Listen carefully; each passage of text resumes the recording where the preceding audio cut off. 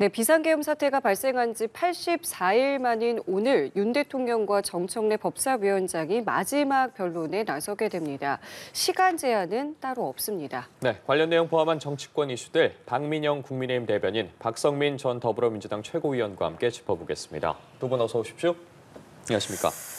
예, 오늘 윤 대통령이 마지막 변론에 나서게 됩니다. 11차 변론기일이 이제 오후 2시에 있게 되고요. 오늘은 양측의 대리인들의 종합변론과 당사자의 최종 의견 진술이 있겠습니다.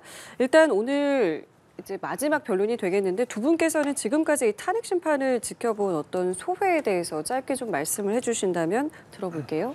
일단은 좀 소송 절차가 얼마나 졸속으로 진행되고 있는지를 저희가 적나라하게 확인할 수 있었지 않나 이런 생각이 드는데요. 세 가지 키워드로 요약을 하자면 헌법재판관들의 재량권과 문영배 소장 대행의 소송 지휘권 그리고 대본, TF 뭐 이런 키워드들로 요약을 할 수 있을 것 같습니다. 그 과정에서 국회 소추인단 측과 좀 내밀하게 내부에서 그런 의사결정을 통해서 내란죄를 배제해서 또 논란이 됐었고요. 윤 대통령 측의 방어권을 충분히 보장해야 한다라는 여러 헌법학자들의 목소리에도 불구하고 그러니까 윤석열 대통령이 지난주 목요일 날 그러니까 자신의 어떤 구속 취소 심판 신문과 형사재판이 겹쳐서 미뤄달라고 하는 것조차도 그 5일조차도 미뤄주지 않아서 또 많은 논란이 되지 않았습니까? 이에 어제 그 교수들과 이 법조인들이 100여 명이 또 모여서 소통관에서 이 시국 선언까지 발표를 할 정도로 이 헌법재판소의 권위가 총체적으로 무너지는 과정이었다 이런 생각이 들고요. 또한 두 번째로는 이 증인들의 오염 이 문제를 짚을 수 있을 것 같습니다. 곽종근 사령관과 홍장원 차장의 경우 어떤 뭔가 이 내란 선동, 그러니까 내란죄를 확정적으로 단언을 함으로 인해서 어떤 민주당과 짬짬이로 탄핵소추안 가결을 이끌었던 주도했던 사람들인데 이 변론기일에 직접 출석을 해서 이 증언을 이어가는 과정에서 그 증언들이 총체적으로 오염되었다는 사실이 증명이 되었죠. 가장 가까운 과거에는 이 홍장원 차장의 CCTV 어떤 입증들을 통해서 이 통화를 언제 누구와 했는지도 본인들이 기억을 못한다. 이런 사실들이 입증이 되었고요. 이에 대해서 홍장원 차장이 당시에 뭐 입원 상태였고 투약 중이라서 어떤 검사 그 조서를 수정을 하고 싶다. 이런 황당한 주장까지 펼치고 있었거든요. 그렇기 때문에 더 엄밀한 검증을 통해서 추가 변론기일을 지정을 해야 한다라고 저희 국민의힘이 목소리를 내고 있는데도 불구하고 이를 묵살한 상태에서 오늘 최후 진술이 이루어지는 상태까지 온 것이고요. 이에 대해서 여러 국민들의 판단이 있을 것 같습니다. 예, 최고위원님께서는 뭐 어떻게 평가를 하시겠어요? 저는 뭐 파면은 확실하다라고 생각을 했습니다. 지켜보면서. 왜냐하면 대통령 측에서 어떤 절차적인 시비를 걸 뿐이지 내용적으로 대통령의 불리한 내용들을 기각할 수 있거나 대통령의 이 잘못된 계엄 선포 과정과 그 행위가 이루어지는 그 과정에 대해서 지적받았던 부분들을 저는 하나도 반박하지 못했다라고 생각을 합니다. 그래서 끝까지 저는 후한무치했다라고 생각을 하고요. 사실 이제 오늘 이렇게 최종 변론이 이루어지는 날까지도 대통령이 제대로 어떤 본인의 계엄 선포 행위에 대해서 반성하는 태도는 하나도 찾아볼 수가 없었던 것이고, 그리고 그 외에도 여러 증인들이 이번에 이제 헌재 탄핵 심판장에 나와서 대통령으로부터 받았던 명령, 뭐 체포부터 시작해서 뭐 문을 부수고 들어가라는 명령 이런 것들이 이미 다 이제 검찰의 진술을 통해서도 확인이 된 바가 있고, 심지어 탄핵 심판장에 나와서도 명확하게 진술한 증인들이 충분했기 때문에 저는 이런 확실한 위법과 위헌의 증거를 갖고도 대통령이 탄핵되지 않는다면 이거야말로 정말 비정상이 아닐까라는 생각이 들 정도로 대통령의 파면은 저는 100%다라고 확신하고 있습니다.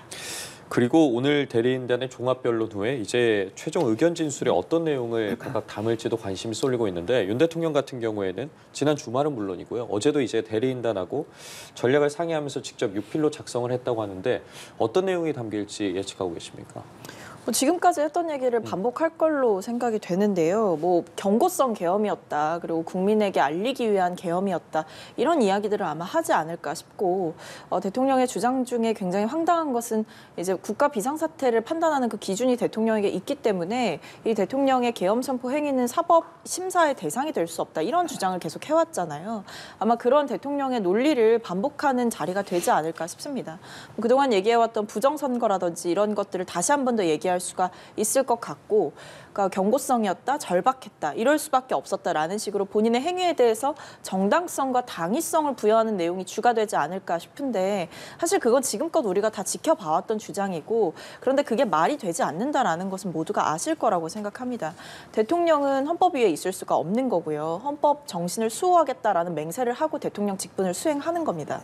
근데 헌법에 보면 이 계엄 선포의 요건이 분명하게 또 명시가 되어 있고 대통령이 이 계엄을 통해서도 제한할 수 있는 권리들이 분명히 한정적인데 예를 들면 이제 국회로 군을 보내서 국회를 봉쇄하려고 했던 그런 시도들 이런 것들은 명백하게 위헌적이고 위법적인 행위거든요. 왜냐하면 대통령의 계엄 선포가 내린 뒤에 그것을 해제할 수 있는 권한이 국회에 있는데 국회의원들을 끌어내려고 하거나 체포하려고 하거나 출입을 막으려고 하거나 이런 것들은 다 대통령으로서는 할 수 없는 일이기도 합니다. 이런 것들을 다 행했다는 게 명백하게 증명이 됐고 심지어는 계엄 선포 이후에 내려갔던 포고령 1호에서도 사실은 문제가 됐던 부분들이라서 저는 대통령의 위헌적인 행동, 위법적인 행동 이런 것들이 명확하게 증명된 상태에서 대통령이 아무리 뭐 2시간짜리 내란이 어디 있냐 절박했고 정당했던 계엄이었다라고 주장해도 그것을 저는 헌법재판관께서 다들 현명하게 판단을 하실 것이다 이렇게 보고 있습니다.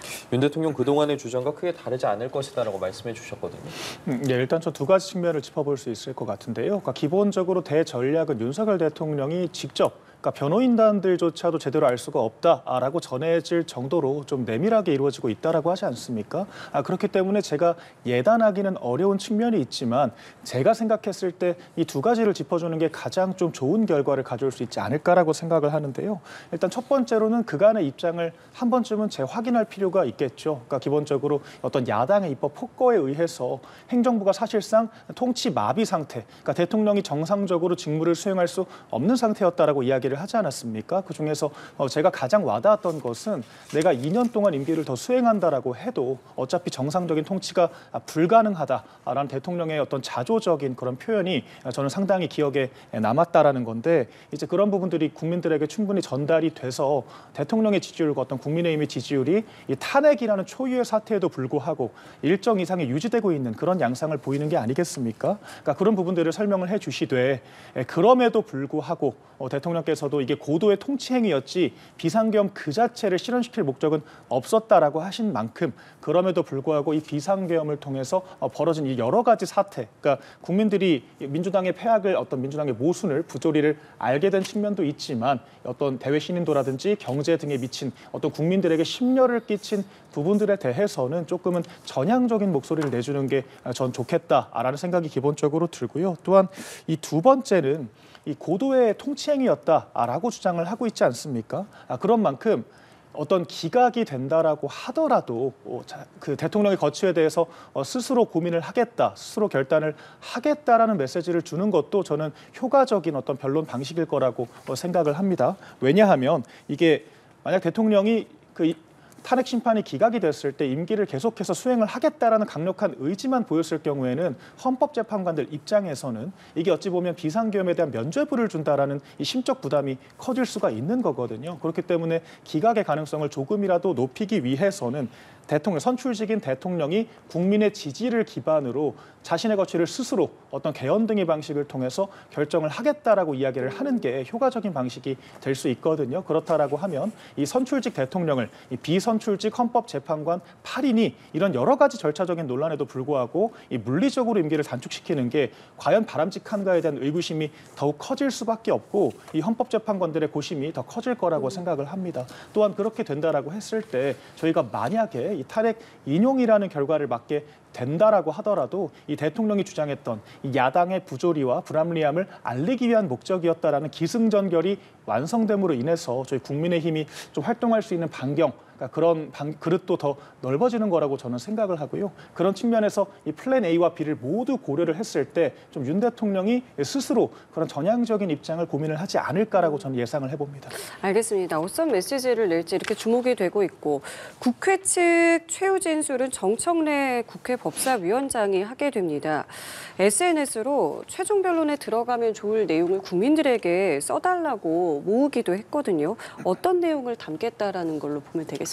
사실 탄핵소추인단 같은 경우에는 탄핵소추안이 가결된 그 시점이 가장 논리적으로 우월한 그 측면에 있었다라고 저는 생각을 합니다. 왜냐하면 이 탄핵소추안이 가결되고 헌법재판이 시작되면서 이 지금에 이르기까지 사실 야당 측에서 주장했던 모든 근거들이 전 탄핵되는 과정에 있었다라고 생각을 하거든요. 사실 탄핵 심판을 시작하자마자 국회 소추인단 측은 뭐 헌법재판소에 권유가 있었다라고 이야기를 하면서 내란죄에 대해서 배제를 해버렸고요. 사실상 이것들이 국민들에겐 내란죄를 입증하기 어려워서 배제를 한 것이 아니냐, 그런 자백으로 또 전달이 된 게 아니겠습니까? 또한 이 국회 소추인단 측에서 핵심적인 증인이라고 주장했던 이 곽종근 사령관과 홍장원 차장 같은 경우에도 이 김현태 단장의 그 주장에 따라서 어떤 박범계 의원을 비롯한 야당 측의 회유가 되었다. 라는 그런 주장들이 제기가 되고 있는 상황이고요. 이 홍장원 차장의 경우에도 이 조태용 원장과의 그런 진술이 100% 불일치하는 그런 결과들을 가져오면서 심지어는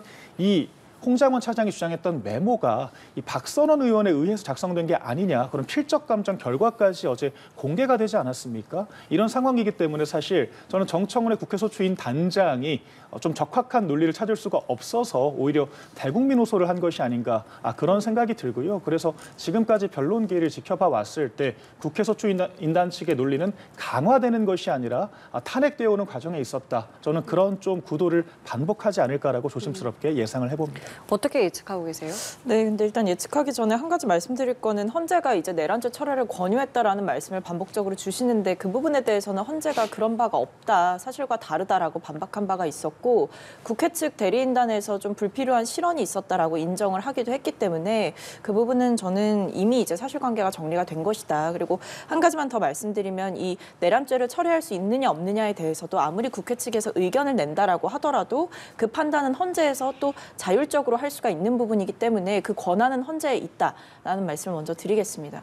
그리고 뭐 이 목소리를 반영한다라고 하는 거 저는 굉장히 좋은 시도였다라고 생각을 해요. 왜냐하면 지금 국회 측의 전략을 보니까 그동안 변론기일이 이미 여러 차례 열렸고 그 과정에서 대통령 행위의 위헌과 위법성을 따지는 쟁점들은 이미 충분히 다뤄졌다. 그러니까 쉽게 말하면 공방은 이미 충분히 이루어졌기 때문에 이 마지막 최후 변론에서는 이 국회 측에서는 파면의 필요성에 대해서 보다 강조를 하고 그리고 사회적 공감대를 더 만들 수 있는 어떤 좀 단단한 공감대를 만들어가는 데 좀 집중을 하겠다라는 전략을 필 거라고 하더라고요. 그러다 보니까 국민들이 이번 사태를 통해서 느끼신 바 그리고 국민들이 원하고 있는 바 이런 부분들을 효과적으로 전달하는 그런 시도를 위해서 사실상 국민들로부터 국민들의 목소리를 듣겠다라는 아이디어를 정청래 위원장께서 내신 게 아닌가 싶습니다. 그래서 결과적으로 뭐 그동안 있었던 뭐 포고령이 얼마나 위법한지 비상계엄 선포의 과정에 어떤 절차적 하자가 있는지 얼마나 요건에 맞지 않는지 국회 봉쇄령이 있었는지 없었는지 이런 쟁점 하나하나를 따지기보다는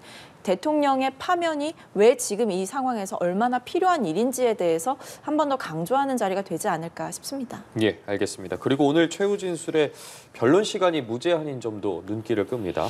가장 가깝게는 박근혜 전 대통령의 사례를 살펴보면 당시에도 시간 제한을 두지 않았습니다. 당시에 이제 박 전 대통령 대리인단 측에서 15명의 릴레이로 변론을 이어가면서 5시간 넘게 진술을 하기도 했는데 오늘 좀 어느 정도나 걸릴 거라고 예상하고 계십니까? 저는 1시간여 정도 좀 짧고 굵은 그런 최후 진술이 되지 않을까라고 예상을 하는데요. 이게 왜냐하면 이 오늘 절차 진행을 봤을 때 일단 증거 조사가 1시간이 이루어지고요. 또한 청구인 측과 피청구인 측이 최종적으로 변론을 정리할 수 있는 시간이 각각 2시간씩이 주어지고 그다음에 이제 정청래 탄핵소추위원 단장이 1시간, 그러니까 또 무제한 또 진술을 펼치게 되죠.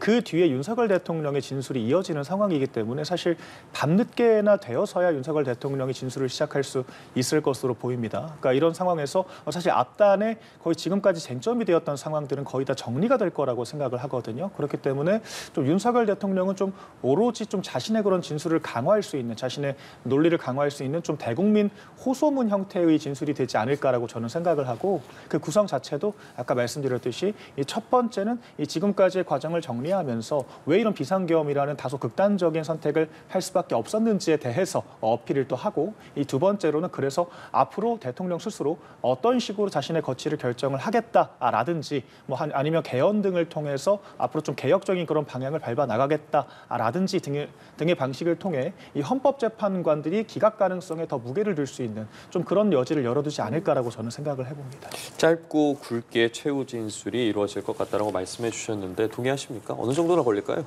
뭐 저도 안 그래도 좀 여러 얘기를 들었는데 뭐 길지 않게 할 것 같다라는 얘기를 많이들 해주시더라고요. 근데 글쎄요, 저는 그동안 대통령께서 어떤 메시지를 직접 이제 전달을 한다라고 했을 때 말을 짧게 하시는 거를 본 바가 없기 때문에 저는 개인적으로 좀 길게 할 수 있는 변수도 남아는 있다라고 생각을 하는데 중요한 건 우리가 이제 앞서도 계속 얘기했듯이 내용이겠죠. 근데 대통령께서 어떤 뭐 여러 가지 이제 본인 계엄 선포의 정당성 이런 부분만을 계속 강조하는데 몇 시간을 할애한다고 해도 저는 뭐 파면이라는 결과를 피하기는 어렵지 않을까라는 생각을 개인적으로 갖고 있고요.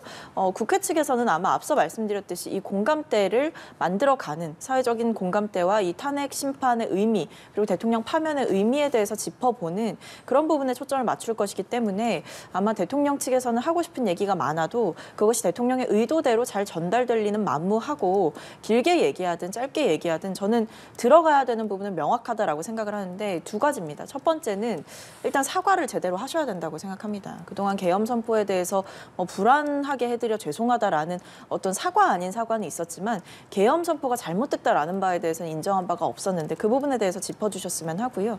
두 번째는 지금 사실 굉장히 좀 위험한 움직임이 감지가 되고 있습니다. 이제 헌재를 마치 이제 습격할 것 같은, 그러니까 과거 이제 서부지법 폭동 때와 같은 일이 벌어질까 굉장히 우려가 많은 시점이고 그런 신호들도 곳곳에서 포착이 되고 있다 보니까 어떤 결과가 나와도 나는 승복하겠다라는 메시지를 분명히 담아야 사회의 혼란을 최소화할 수 있을 것이다 이렇게 보고 있습니다. 예. 자, 오늘 변론이 끝나게 되면 이제 남은 절차는 재판관들의 평의와 평결이 있겠고요. 자, 이렇게 되면 이제 언제 선고를 하게 될지 그리고 선고의 결과는 어떠할지 그리고 그 내용을 들여다봤을 때 이것이 뭐 만장일치일지 뭐 소수 의견이 있을지 이런 부분들 역시 관심이 모아지는데 어떻게 좀 생각을 하고 계시는지요? 저는 일단 뭐 심리는 충분하게 이루어졌다라고 생각을 하고요. 왜냐하면 사실은 추가 변론기일이 없을 거라고 생각했는데 이제 추가로 지정을 해서 또 대통령 측에서 요청했던 뭐 한덕수 국무총리라든지 홍장원 1차장이라든지 한번 이제 부르는 일이 또 있지 않았습니까? 그래서 저는 충분히 다뤄질 쟁점들은 다뤄졌고 뭐 헌재가 직권을 채택했던 증인들도 유의미한 이야기를 했다라고 생각을 하고요. 결과적으로 저는 만장일치로 이제 탄핵이 인용되는 결과가 나오지 않을까라고 생각을 합니다. 왜냐하면 과거 박근혜 대통령 때도 심지어는 보수 성향의 재판관들이 많았음에도 불구하고 만장일치로 파면 결정을 했기 때문에 이번 경우에는 박근혜 전 대통령의 사례보다도 그 사안보다도 더욱더 명확한 법리적인 이 논리 구조를 갖추고 있거든요. 계엄 선포의 요건이 법에 명시가 되어 있고 절차가 명시가 되어 있고 그러니까 여러 면에서 대통령이 이 위법한 절차를 거쳐서 요건에도 맞지 않는 국무회의를 했다. 그리고 국무회의라고 볼 수 없는 절차도 거쳤다. 국회에 통과하지도 않았다. 그리고 계엄 선포의 요건에 맞지도 않는 일을 했고 심지어 이 변론기일 중에는 대통령이 하셨던 말씀 중에 선관위로 군을 보낸 거를 인정을 하시기도 했거든요. 그러니까 선관위로 계엄군을 보내는 행위 자체도 저는 위법하고 위헌한 행위다 이렇게 보여지고 그 외에도 포고령 1호에서 보여지듯이 뭐 국회를 포함해서 정치활동 일체를 금지한다 이런 것들 그리고 뭐 여러 의혹들이 많았습니다만 언론사 단전 단수 지시 이런 것들도 저는 대통령이 절대는 해서는 안 되는 일들이 다 벌어졌다라고 생각을 하기 때문에 저는 100% 파면이 될 것이고 소수 의견은 없을 거라고 보고 있습니다. 어떤 의견 갖고 계세요? 일단 좀 세 가지 측면을 말씀드리고 싶은데요. 일단은 저희가 이 심리가 충분했는지 불충분했는지에 대해서는 저희가 판단할 것이 아니라 국민들께서 생각하시는 의구심들이 충분히 해소가 되었는지를 기준으로 판단을 해야 한다라고 생각을 합니다. 그러니까 지난 변론기일에서 홍장원 차장의 1차, 2차 메모가 공개가 되지 않았습니까? 이에 대해서 저희 당의 장동혁 의원께서 단백질이 사람이 되었다라고 하는 것보다도 믿기가 어렵다 이렇게 주장을 해서 많은 호응을 얻었습니다. 정말 이 지렁이 기어가는 그런 문자들이 특정 체포조에 대한 그런 내용으로까지 발전이 되고 심지어는 가피를 통해서 6명이 새로 추가되기도 하는 등 정말 많은 의구심들을 불러왔거든요. 이런 것들에 대해서 헌법재판소가 충분히 이런 것들에 문제가 있는지 없는지를 규명을 하였느냐라고 했을 때 저는 그렇지 않은 측면들이 여전히 크다라고 생각을 하고요. 또한 어제 박선원 이 의원이 그런 필적이 홍장원 차장의 메모와 일치한다라는 그런 결과가 나왔는데 사실 이 필적 감정 자체를 그대로 믿을 수는 없지만 이게 어떤 국과수 검증 등을 통해서 실체적인 진실을 파악할 필요는 있다라고 생각을 하거든요. 왜냐하면 이 메모장이 핵심적인 증거가 돼서 이 모든 탄핵 심판이 시작이 된 것이기 때문에 그런 핵심적인 그 증거가 탄핵된다라고 했을 때 이 탄핵 심판의 절차 자체가 무너질 수가 있는 것입니다. 그렇기 때문에 새로운 증거가 발견된 이 이상 헌법재판소에서 추가 변론기일을 지정을 해서라도 이 증거의 적확성에 대해서 규명하는 과정이 저는 필요하다라고 생각을 하고요. 이에 대해서 국민의힘 측에서도 계속해서 이 정도 되면 추가적인 변론기일 지정이 필요한 것이 아니냐라는 여러 의원들의 문제 제기가 지금 이어지고 있는 것입니다. 그렇기 때문에 충분한 심리가 이어졌느냐라고 하면 그렇지가 않다라고 저는 생각을 하고요. 또한 두 번째로 그럼 어떤 결과가 도래를 할 것이냐라고 했을 때는 저는 사실 헌법재판소가 그 민주당과 뭐 아까 아니라고는 하셨지만 부정을 하셨지만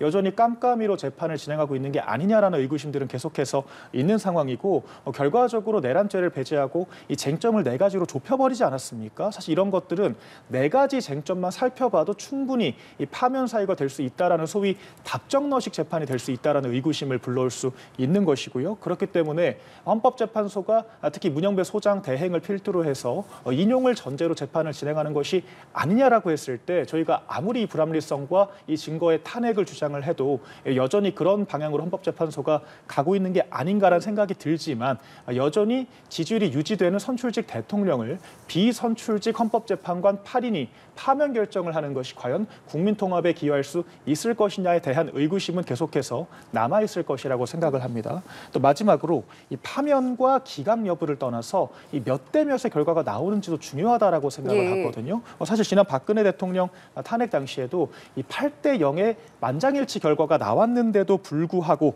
그러니까 심지어 박근혜 전 대통령의 지지율이 10% 미만까지 곤두박질 친 상황에도 불구하고 정말 지지자들의 너무도 많은 이런 좀 소요 사태들이 있었습니다. 그렇기 때문에 저희가 이번 그러니까 윤석열 대통령 같은 경우에는 훨씬 더 많은 국민의 지지를 받고 있기 때문에 과연 헌법재판관들이 어떻게 평의를 거쳐서 좀 합일된 의견을 가지고 올 것인지가 굉장히 중요하다라고 생각을 하고 만약에 또 소수 의견이 기각될 만한 합당한 논리를 제공한다라고 했을 때 좀 사회적으로 미칠 파장에 대해서도 저희가 미리 고민을 해봐야 할 것 같습니다. 예, 알겠습니다. 그 결정에 대해서는 지켜봐야겠고 탄핵 심판 최종 변론 앞두고 여야도 굉장히 바쁘게 움직였습니다. 여당의 경우를 좀 살펴보자면 헌재에 대한 비판보다는 공수처에 대해서 항의를 하면서 비판을 가했고 헌재의 결정을 수용할 거라고 했습니다. 일각에서 지금 판결 불복과 관련돼서 의혹이 제기되고 있지 않았겠습니까? 이와 관련해서도 선을 그었고 지도부에서도 굉장히 신중한 입장들을 보이고 있는데 어떻게 들어야겠습니까? 좀 오락가락하고 있는 것 같습니다. 그러니까 왜냐하면 뭐 지금 얼마 안 됐죠. 얼마 안 된 시점에 헌재 앞으로 달려가가지고 문영배 대행 사퇴해라 이런 거 이제 국민의힘 의원들이 하셨거든요. 그리고 그 외에도 이제 문영배 대행에 대해서 권성동 원내대표부터 나서가지고 이재명 대표의 모친상이 조문을 갔다라는 식의 어떤 가짜 뉴스를 설파하다가 헌재로부터 반박을 당하는 일도 있었고 문영배 대행이 쓰지도 않은 댓글과 관련해 가지고 마치 그것을 쓴 것처럼 하면서 사퇴해라. 그리고 지지자들 역시도 문영배 대행 사퇴해라. 이런 계속 움직임을 보여주고 있어요. 그러니까 그동안 대통령 측에서 사사건건 절차 시비를 걸 때마다 국민의힘이 거기와 이제 선을 긋기는커녕 오히려 더 동참하는 모습을 보이면서 지금도 보면 이 공수처 수사 때리고 공수처 영장 때리고 이런 일들은 결국 대통령 측이 그동안 계속해서 주장해왔던 공수처의 수사 권한이 없고 공수처의 수사는 모두가 무효고 위법한 영장이고 엉터리 영장이다 이런 주장에 힘을 싣는 것과 다를 바가 없거든요. 그렇기 때문에 지금 말로는 계속해서 뭐 대통령 측의 이야기에 대해서도 이제 동의하는 듯한 모양새를 보여주고 있고 심지어 행동으로도 지금 그것을 뒷받침하고 있기 때문에 아무리 지금 뭐 헌재 결정을 수용할 거다라고 해도 대통령의 이 내란 행위에 대해서 옹호하고 있는 움직임을 보이고 있는 것은 명백한 사실이다. 그리고 심지어 권영세 비대위원장 같은 경우에도 그날 개엄날 국회에 있었어도 개엄 해제 표결에 참여하지 않았을 것이다. 이런 이야기를 하시기도 했기 때문에 이러니까 이 내란 옹호하는 거 아니냐라는 비판을 받는 거다라는 말씀을 드리겠고요. 근데 또 하나 포착되는 움직임은 조기 대선을 준비하는 움직임은 또다시 본격화하고 있다라는 겁니다. 그러니까 저는 이게 좀 사실 앞뒤가 안 맞는다라고 생각을 해요. 왜냐하면 대통령의 행위는 정당했다라고 하면서 또 일견 옹호를 하면서도 계엄은 잘못됐다라고 하지만 탄핵은 또 안 되는 것이고 그러면서도 조기 대선은 준비하는 것이고 그러니까 이런 모습들이 조기 대선을 생각한다고 한다면 이런 법치의 근간을 흔드는 대통령의 행위에 동참할 이유가 없는데 이런 모습들을 보여주고 있다라는 것 자체가 저는 국민들로 하여금 굉장히 실망하게 되는 그런 모습들을 본인들이 자초하고 있다 이렇게 보여지고 한 말씀만 더 드리면 이 공수처 관련해서 자꾸만 이제 이야기를 하시는데 저는 이거는 하나로 정리된다고 생각합니다. 대통령이 체포 적부심 신청했잖아요. 근데 기각 당했습니다. 그거 중앙지법에서 기각을 했습니다. 그리고 공수처에서 밝힌 입장에 따르면 대통령과 관련된 압수수색이라든지 뭐 통신조회 이런 부분이 기각됐던 이유 중에 하나가 공수처의 수사권이 없기 때문이 아니라 당시 이제 수사기관 간의 경쟁적인 수사가 벌어지게 되면서 중복적인 영장 청구가 이루어져서 그 부분에 대해서 지적을 한 것이지 이게 마치 공수처가 무리하게 무효로 불법으로 영장을 청구했다 이렇게 보기는 어려운 게 사실이거든요. 저는 이런 주장들을 좀 멈추시는 게 국민의힘에도 좀 도움이 되지 않을까 생각하고 있습니다. 민주당에서는요, 윤 대통령을 향해서 공세 수위를 한층 끌어올렸고 헌재를 향해서는 합리적 판단을 내려달라면서 윤 대통령의 파면은 필연적이다라고 말했습니다. 그에 덧붙여서요, 노상원 전 정보사령관의 수첩에 수거 대상으로 거론됐던 의원들 같은 경우에는 탄핵 촉구 탄원서를 제출하기도 했거든요. 이러한 민주당의 움직임은 어떻게 보셨습니까? 제가 앞서서 조금만 반박을 드리자면 이게 뭔가 헌법재판소에서 마치 그 국민의힘의 의혹 제기를 모두 합리적으로 반박했다라고 말씀을 하시지만 그렇지 않은 측면들이 훨씬 많다라고 생각을 합니다. 이를테면은 문영배 재판관과 이재명 대표 그리고 이 장상호 의원 등 이 민주당의 특정 관계자들이 이 사법연수원 18기 동기로 상당한 관계성을 형성했다라는 것도 이미 드러난 사실관계고요. 또 문영배 재판관의 동문 카페에 부적절한 음란물이 상당 부분 올라와 있었다라는 사실도 분명한 사실로 드러났기 때문에 결과적으로 국민의힘이 없는 이야기를 통해서 지적을 한 것이 아니다. 일단 이 말씀을 드리고, 그러니까 여당 입장에서는 당연히 선고 이후의 과정을 생각할 수밖에 없기 때문에 이제 헌법재판소가 마지막 평의만 남은 이상 어차피 저희가 여러 제동을 걸어도 헌법재판소가 스스로 불공정하다라는 것을 자인한 것이 아니겠습니까? 그렇기 때문에 헌법재판소 내부에서조차 TF에서 문영배 재판관에게 어떻게 대본이라는 말을 할 수가 있느냐 이런 극렬한 반발까지 있었다라고 전해지는 것이고요. 또한 두 번째로 공수처가 현재 저지르고 있는 문제가 정말 초법적이고 위법적인 상황이기 때문에 국민의힘 입장에선 이에 화력을 집중할 수밖에 없는 상황이다. 이 말씀을 드리겠습니다.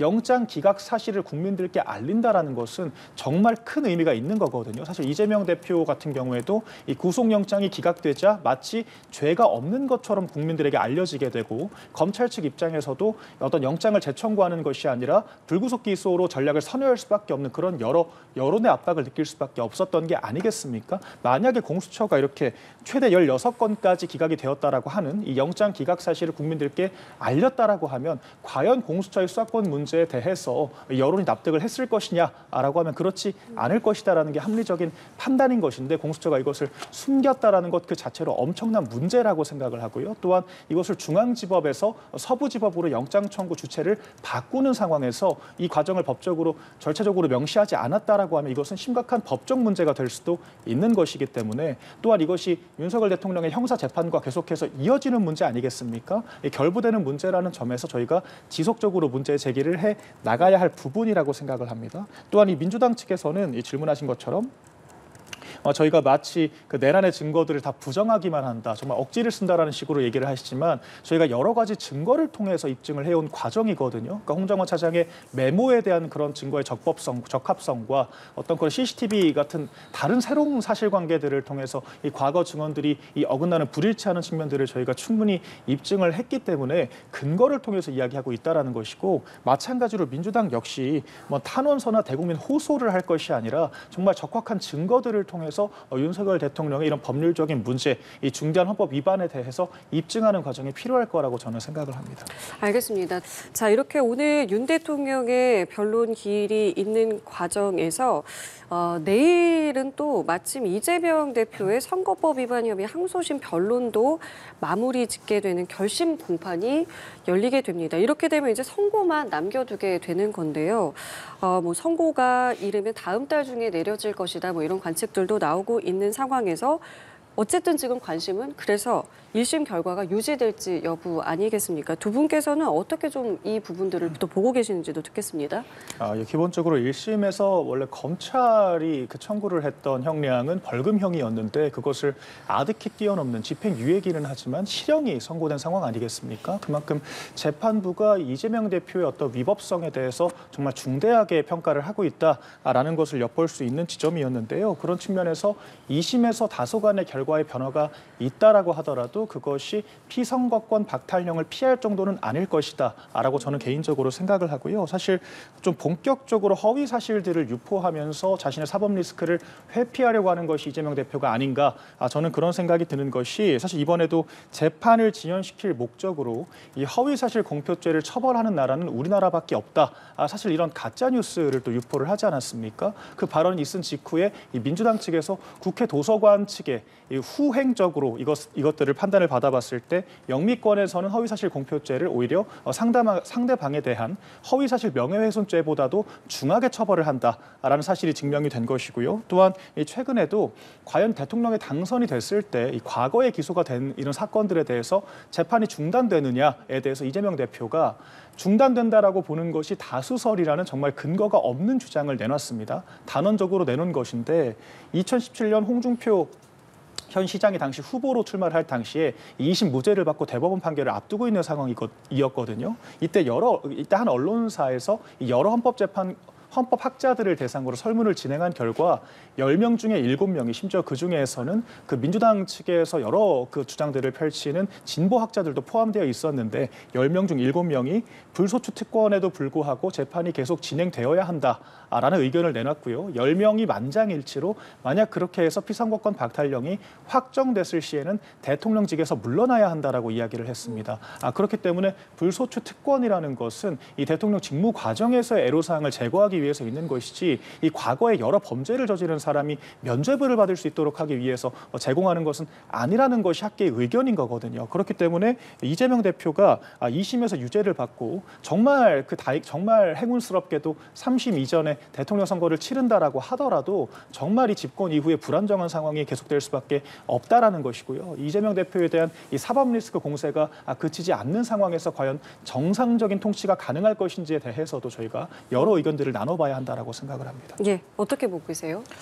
네, 일단은 저는 뭐 그동안 이제 지켜보시면 아시겠지만 위중교사 같은 경우에도 이제 1심 판결이 나오기 전에 정말 국민의힘 쪽에서 이거는 100% 유죄다. 심지어 그리고 매우 무거운 형량으로 유죄가 나올 것이다라고 예상을 하셨지만 무죄가 나왔거든요. 그러니까 저는 이번에도 이재명 대표께서 굉장히 자신감 있는 모습을 보여주고 계시고 2심의 결과에 대해서 크게 걱정하지 않는 모습을 보여주시는 것은 결국에 재판 과정에 성실하게 임했고 그리고 사실 이 건 자체가 특히 이 위중교사와 달리 이 공직선거법 위반 이 부분은 결국에 이게 개인의 주관적인 인식과 기억의 영역을 어떻게 법으로서 잣대를 들이대서 판단을 할 수가 있을 것인가 이 부분이거든요. 결국 이제 외국 사례도 얘기를 해주셨지만 외국에 비해서 우리나라가 너무 과도하게 이 표현의 자유를 제약한다라고 지적했던 그 이유는 외국에서는 이 표현의 자유를 제약하는 그 선이 아니라 사실은 굉장한 고의성과 계획성을 가지고 일부러 이제 거짓말을 했을 경우에 이런 것들을 이제 강하게 처벌하는 것이지 그 외의 발언들에 대해서는 포괄적으로 인정을 해주고 있기 때문에 그 부분의 차이가 있다라고 민주당에서도 밝힌 바가 있습니다. 그래서 저는 이번에 이 결과를 좀 지켜봐야 알겠지만 저는 오히려 2심에서 1심의 결과를 뒤집는 결과가 나올 거라고 생각이 되고 그리고 결국에는 중요한 것은 최종심을 어떻게 받느냐의 문제일 거라고 생각을 하는데 뭐 2심에서 좀 아쉬운 결과가 나온다라고 하더라도 대법원을 통해서 또 거칠 수 있는 절차가 남아 있다 보니 저는 뭐 2심 결과가 나온다고 해서 더 크게 변할 것은 없다라고 생각하고 오히려 국민의힘에서 계속해서 이재명 대표의 어떤 뭐 재판 이슈를 계속해서 부각하는 것 자체가 오히려 국민의힘에는 절대 좋은 수가 아님을 알면서도 그 외에 다른 이야기는 하지 못하고 있는 국민의힘 현주소가 더욱더 좀 아쉬운 대목이 아닌가라고 생각합니다. 예, 알겠습니다. 자, 이런 상황에서 이재명 대표 당내 통합 행보 계속해서 이어가고 있습니다. 비명계의 인사들 잇따라 만나고 있는데요. 이재명 대표의 움직임에 대해서는 좀 어떻게 바라보고 계십니까? 그러니까 이재명 대표가 당선되기 위해서 여러 무리수를 두고 있는 상황이고 진정성은 보이지 않는다. 저는 그렇게 평가를 하고 싶습니다. 사실 지금 여러 친문계 인사들, 소위 비명 행사를 통해서 당내에서 쫓겨난 인사들을 지금 계속해서 만나고 있는 상황인데 그중에서 가장 처음으로 이 방문을 한 것이 바로 이 문재인 전 대통령이었거든요. 그런데 당시에 이재명 대표가 과거 문재인 전 대통령을 내란 선동죄로 고발까지 했던 이현주 의원을 바로 옆자리에 배석을 시켰습니다. 사실 이런 것들은 이 문재인 전 대통령에 대해서 여전히 적개심을 드러내는 게 아니냐라고 당연히 합리적인 의심을 할 수 있는 부분인 것이고요. 문재인 대통령 역시 이에 대해서 응수하듯이 지금처럼 예전처럼 통합 행보를 보이지 못한다라고 하면 이전 대통령 선거처럼 0.73%의 결과로 또 패배할 수도 있다라는 식의 뼈 있는 이야기를 하지 않았습니까? 그런 측면에서 지금 보이는 행보 역시 정말 급해지니까 체하는 줄도 모르고 여러 행보들을 보이고 있다라고 저는 생각이 들고요. 지금 어떤 과거 인사들만 만나는 것이 아니라 정책적으로도 책임지지 못할 너무 많은 발언들을 하고 있거든요. 그러니까 중도 보수라는 것을 사실 자칭, 참칭을 하면서 이 52시간제 유연화를 이야기를 했다가 갑자기 이것을 철회하고 양대 노총을 또 찾아가서 귀족 노조를 찾아가서 그렇게 이야기한 것이 아니다. 52시간제 유연화가 기업들이 필요 없다라고 한다라는 또 엉뚱한 이야기를 또 어제 펼치고 있는 거거든요. 그러면서 사실 불법 파업을 합법화하는 사실상 면죄부를 주는 그런 노란봉투법을 또다시 이 소위에 올려서 이 세 번째 논의를 하고 있는 그런 상황인 건데 과연 이재명 대표가 주장하는 것이 좀 진정한 변화를 위한 모습인 것인지 아니면 정말 그 겉모습만 바꾸는 택가리 정치를 하고 있는 것인지 저희가 정밀하게 판단을 해야 한다라고 생각을 합니다. 알겠습니다. 오늘 두 분 말씀은 여기까지 함께하도록 하겠습니다.